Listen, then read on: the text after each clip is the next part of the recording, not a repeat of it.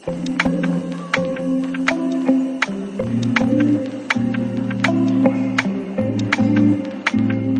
বন্ধুরা, তোমরা আগের ব্লগে দেখেছিলে যে আমি মাসি বাড়িতে এসেছি।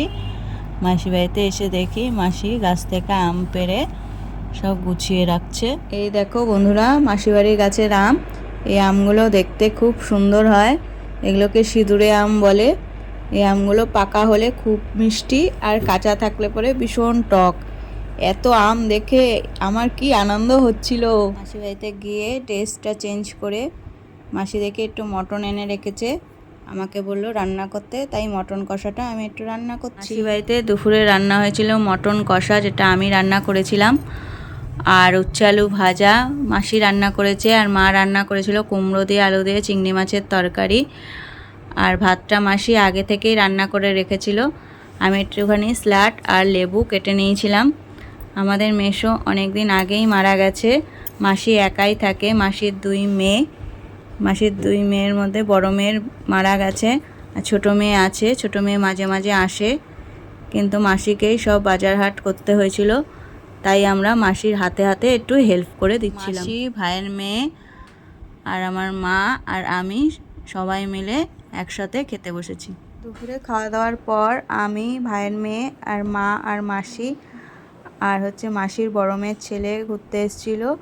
সবাই মিলে একটু মাসিদের বাড়ির সামনে একটা গার্ডেন আছে, সেখানে একটু ঘুরতে যাচ্ছি। আমরা ফাইনালি গার্ডেনে পৌঁছে গেছি। গার্ডেনের গেট দিয়ে ভেতর দিকে ঢুকে যাচ্ছি।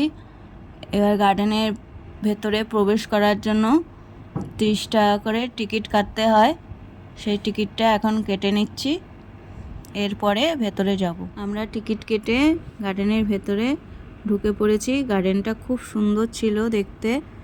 এই গার্ডেনে ঢুকে কয়েকটা রিলসও করে নিয়েছিলাম, কারণ এত সুন্দর জায়গা দেখে আর লোভ সামলাতে পারছিলাম না, এই জন্য 2-4টে রিলস করেছি, সেগুলো তোমরা পরে দেখতে পাবে। এরপরে ভেতরটা ঘুরে আমরা দেখছি, আর তোমরাও একটু দেখে নাও ভেতরটা কীরকম। এই গার্ডেনের ভেতরে খুব সুন্দর গোলাপ ফুল চাষ করেছে। দেখো বন্ধুরা, কত সুন্দর গোলাপ ফুল ভর্তি হয়ে রয়েছে, আর সারা গার্ডেন যেন সবুজে সবুজে ভরা, দেখতে যেন অপূর্ব দৃশ্য লাগছে, মন ভরে যাচ্ছে। গার্ডেন থেকে ফেরার পর মাসি একটু চানাচুর দিয়ে মুড়ি মেখেছিল, আর সঙ্গে সিঙ্গারা আর ছিল কাজু বরফি। রাতে আমরা কেউই আর মটন খাইনি, তো রাতের খাবারে ছিল ডাল, কচু বাটা, আর ছিল মাসির গাছের আম। আমার তো আম ভাত খেতে খুব ভালো লাগে। তোমরা কে কে আম ভাত খেতে পছন্দ করো একটু কমেন্টস করে জানিও। পরের দিন সকালবেলা আমি স্নান সেরে মাসি একটু চা বানিয়েছিল, চা বিস্কুট খেয়ে নিচ্ছি। আমি বাড়িতে আসবো কারণ আমার একটু দরকার আছে, মা আসবে না, কারণ মাসির মেয়ে পরের দিন আসবে, ওই জন্য মা একবারে মাসির মেয়ের সাথে দেখা করেই আসবে, আর আমাকে দেওয়ার জন্য মাসির বড় মেয়ের ছেলে নিয়ে যাবে। আমি চা খাওয়ার পর মাসির বাড়ি থেকে বেরোচ্ছি। মাসির আর মার খুবই মন খারাপ হয়ে গেছে যে আমাকে একটা দরকারি বাড়িতে যেতে হচ্ছে।